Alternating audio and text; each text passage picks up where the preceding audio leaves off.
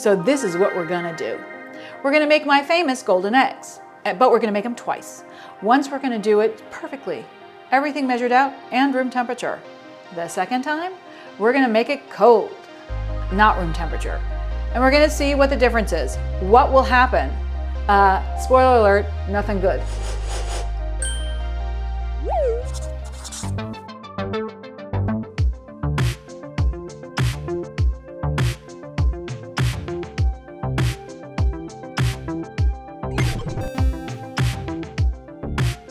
Just so you know, room temperature is between 68 degrees Fahrenheit and 72 degrees Fahrenheit. Now, that is assuming that you live in a confined, environment, hermetically sealed, because it's gonna vary.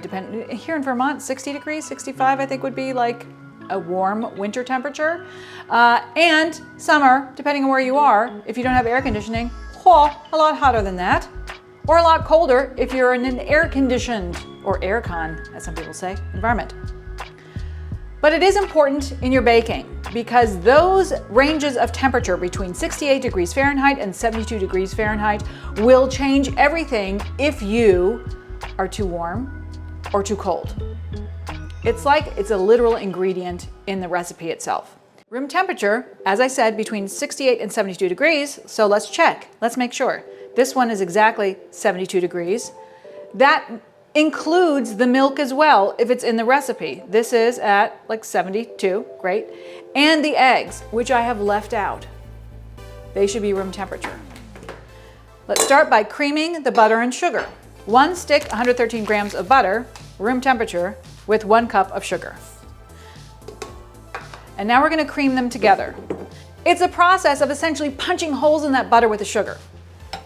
Now, what is crucial about the room temperature is that if you're using cold butter or even butter that's too warm, you're not gonna get the results that you need because in punching that butter, that sugar is making pockets, holes, so that the leavening can go, jazz hands. If it's too cold, it can't make those holes. It's gonna be too hard. If it's too soft, it's just gonna punch all the way through. So when it comes to room temperature butter, that is what is important, that the sugar can do its work in creating aeration and fluffiness. So let's do it. Let's create some fluffiness. At 72 degrees, at not quite highest speed, it took 6.5 minutes to get to light and fluffy. And when you look at light and fluffy, you want to literally see the color of it lighten to a very, very light yellow. And it to start picking itself up off the sides of the bowl. This is all to do with both the room temperature butter and with the speed at which you are mixing and the timing. If it is not room temperature, if it is too warm, you'll never get light and fluffy. You'll get greasy, greasy, greasy. If it is too cold, it can take 15, 20 minutes to get to light and fluffy because you're essentially heating the butter with a paddle first before you can start actually generating some air pockets in there. Now we're gonna be adding other ingredients to it that could affect this, that also need to be room temperature. The next ingredient would be the egg. Now, this is one of the most difficult things. Butter, I don't think people really have trouble keeping out butter. It doesn't freak them out. Eggs freaks people out. So if you go to Europe and you go to the grocery store, you will see that the eggs are literally sitting out there at room temperature. But in the United States, they're usually always refrigerated. And this is the mistake that most people make. They take their eggs out right before they start using them and they're too cold when they go into the bowl, not room temperature. And what will that do? All that work that we went through to keep it room temperature, to get light and fluffy, if you add a cold egg, what it does is it seizes that butter and makes it cold again, and you'll get chunks of butter rather than this aeration. So this is important. So what I tend to do is leave my eggs out overnight. And you can also put them into a warm, not a hot, a warm bowl of water just for 10 minutes, no longer, because there are literal perforations in eggs, so it can take up moisture and other things as well. So you don't want to leave it in too long, but you can get it down to temperature if you have it in a warm bowl of water, but not for too long. 10 minutes max. Scrapey, scrapey. Eggs one at a time. You want them completely incorporated before you continue. also want the paddle on. At this stage, both eggs are in. I've noticed that there's some butter kind of up on the side, so I'm gonna get it in there before I add the rest of my ingredients. And the other ingredients are flour, leavening, salt. In the flour, I have a little bit of nutmeg to make it taste like a little donut. And then I have some buttermilk that is also room temperature. It has to be room temperature. Went through all this trouble. First of all, room temperature butter, completely aerated with the sugar. Lovely, fantastic. Then we added room temperature eggs. They incorporated really easily, nice and smooth, not a problem. So you can imagine if we add the other ingredients in and one of them is too cold, what will happen? It will seize it all up and you'll get chunks of butter rather than a lovely, smooth, incorporated batter. This is an emulsification. Like mayo, everything has to be suspended and not broken. And adding in something that isn't the right temperature will break the suspension, break the emulsion, and you won't have a perfect batter. Room temperature, man. It means everything. Will, touch my butter. Poke it, poke it, poke it. What are you feeling? You feel give, right? It's mushy. So, okay, maybe not mushy. You're not going for mushy, but you are looking for give. But it still feels cool. So it isn't so mushy, you must have just very strong hands, that when you poke it, you just poke all the way through. It has a little give, but not too much. And that's a nice indicator of room temperature when you don't have a fancy thermometer. But I was thinking about this. Back in the day, what was a really good indicator? Because refrigeration might not have been that great. You know what else wasn't there? A mixer that could break through it even if it was too cold. You could still spend 12 minutes mixing, which is a pain in the butt to do by hand. So what really would be a great indicator of room temperature? Poking and using a wooden spoon and doing it by hand. And if it's a pain in the butt to do by hand, if it doesn't easily incorporate with a wooden spoon and some sugar, then you know it's a little too cold. If it happens too quickly with a spoon, it's too warm. So you don't need all the modern technology. You can just use some common sense. And I gotta say, we've been spoiled with refrigeration and fancy machines when if we just had a wooden spoon, a bowl, and some sugar and butter. This is what I did as a kid. I would just like put together butter and sugar and eat it with a spoon. I knew as a child exactly what was good, and it was room temperature butter and sugar, just alone. Our forefathers and mothers, they knew what was good. They knew room temperature. They didn't have a ton of refrigeration or fancy equipment. They just left things out at room temperature and made some beautiful baked goods. So we can figure it out too, right? So just poke my butter. Before I add my dry ingredients, I'm going to whirl them up so that I don't have chunks of leavening and salt just landing on one side of the batter and then not on another. So everything is equally distributed. And then when I add these two ingredients, I'm gonna add half of the flour, then all of the liquid, then the rest of the flour. If I added all the flour at once, everything would be too thick, so that once I added the liquid, it would take too long for it to incorporate, and I would over mix the batter. Same the other way around. If I added all the liquid in first and then the dry, it would be so liquidy that it would take too long for the dry to incorporate. To make it like Goldilocks and the perfect situation, you're going to slowly add the ingredients a little bit at a time. Half, whole, half.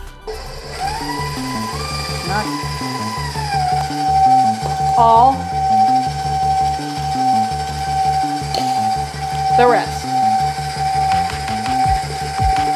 The other thing is, if everything's at room temperature and everything is emulsified and everything is like playing well together, things will come together more quickly. So when you add the flour, when you add the liquid ingredients, they will combine well and quickly. When they don't, you overmix the batter and you end up with a tough cake. And it's because you have to whisk it or stir it for so long that the gluten structure is just going crazy. It just continues to get more and more powerful, and that's where you get a tough cake. So everything is affected by room temperature. This is a non-stick egg mold. I think this is the original that I had at my pastry shop. Hard to get these days when they're this smooth, but they sell silicone ones that are perfect. Hence the name Golden Eggs. I'm going to spray it with non-stick baker spray that has flour in it. Again, always spray over the counter, not over the floor, so that you don't fall on your tushy. Don't fall on your tushy. Get it in all the crevasses. Even though that this isn't very crevasey, and even though this is non-stick, big fat lie, things still stick. So I usually go in on the bottom and then I check the sides to make sure that they are well and truly coated, and don't breathe deeply as you're doing it because that stuff gets in your lungs. Piping bag, you can just scoop this in. That is totally legit. What I find though is that if you use a metal scoop, you tend to scratch the nonstick surface, which is not so good. It will become stick and not very healthy. I'm gonna make a big fat sleeve, and then I'm going to fill this with my batter using my thumb to scrape it off. Stay. And I'm going to fill each cavity about 3/4 full, and then bake for about 20 minutes. Every oven is different. They're all liars, but it's at 350. You know your oven. Second batter with cold ingredients. Let's check the temperature. 62. Not the worst, quite frankly. I think that would be Vermont room temperature in the winter, easily, but we'll see. This is 56. That's too cold. And I see condensation on the eggs, and I feel them. They're cold. Let's start. Same as before, butter in, sugar, cream. Let's check it at 30 seconds.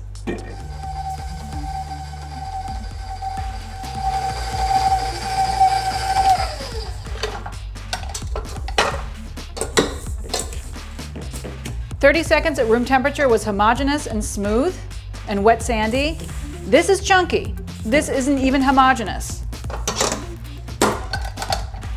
Could I keep going? Yes, but I'm stopping this at the same point that I stopped the other one that was at room temperature that was perfectly creamed, just to show you where this is at this stage, and it's still compact. And add 2 cold eggs. We're just gonna make it as bad as we can.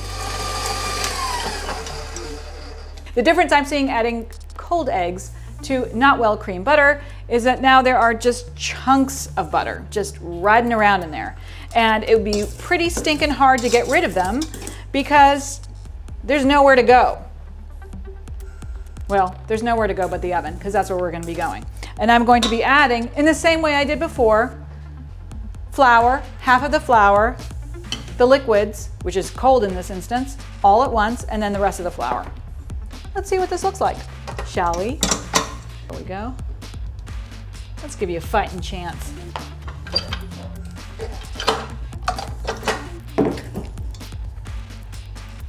The batter looks different. I mean, I'm just gonna say it looks gross. Our grody batter is going in.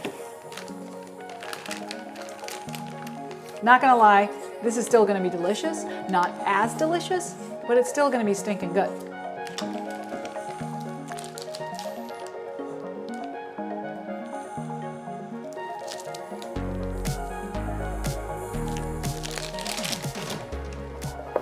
Gonna shimmy, smooth it out, get any big bubbles out, and then for the same amount of time. In my oven, 17 minutes at 350, and they're perky and good to go. Well, we'll see how good to go they are.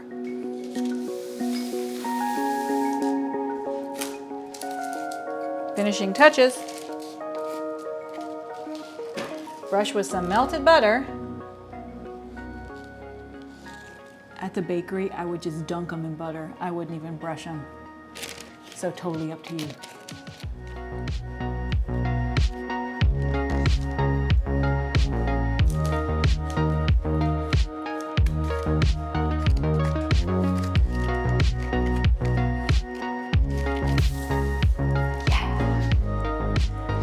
To finish, brush with butter.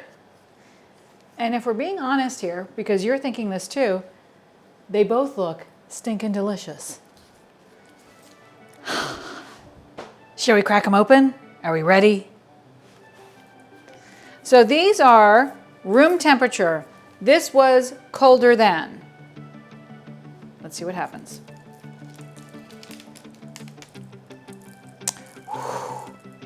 That has some fluffernutters. Nice and spongy. Really nice texture. We gotta taste it. Lovely. Airy but moist. Bounce. All the things that you want. Super nice crumb.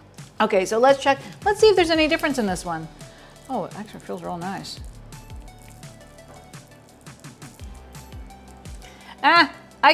You know what? It doesn't look bad at all, but I do see some differences. It isn't as even a crumb. I can see where there are areas that have like little butter flecks where there was unmelted butter that went into the oven and then kind of burst out. But I gotta say, it's not bad.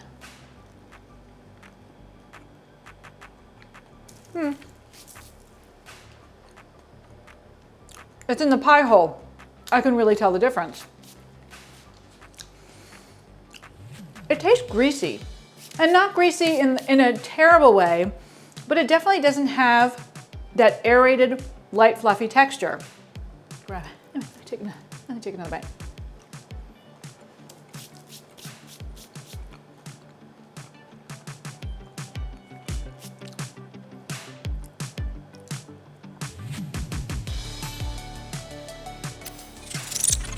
It's got no fluff, man. It's just like there. It is delicious. Don't get me wrong. If I had this without comparison, I would love it. But what I do taste, instead of something light and fluffy, is something dense, slightly greasy, and not as nuanced. I'm not tasting the other things. I'm not tasting as much nutmeg. I'm not getting that like lovely, pleasurable, bouncy texture. I'm getting a delicious cake, but I'm not getting a great cake. I think they look fantastic though.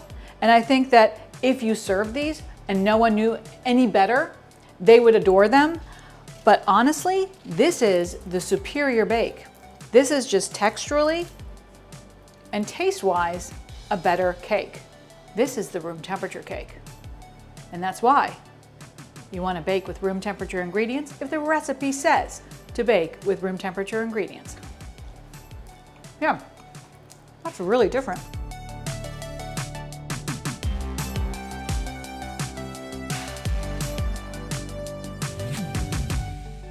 If you're interested in more in-depth classes, both in person and online, visit sugargliderkitchen.com. Hey, don't forget to punch down those like and subscribe buttons.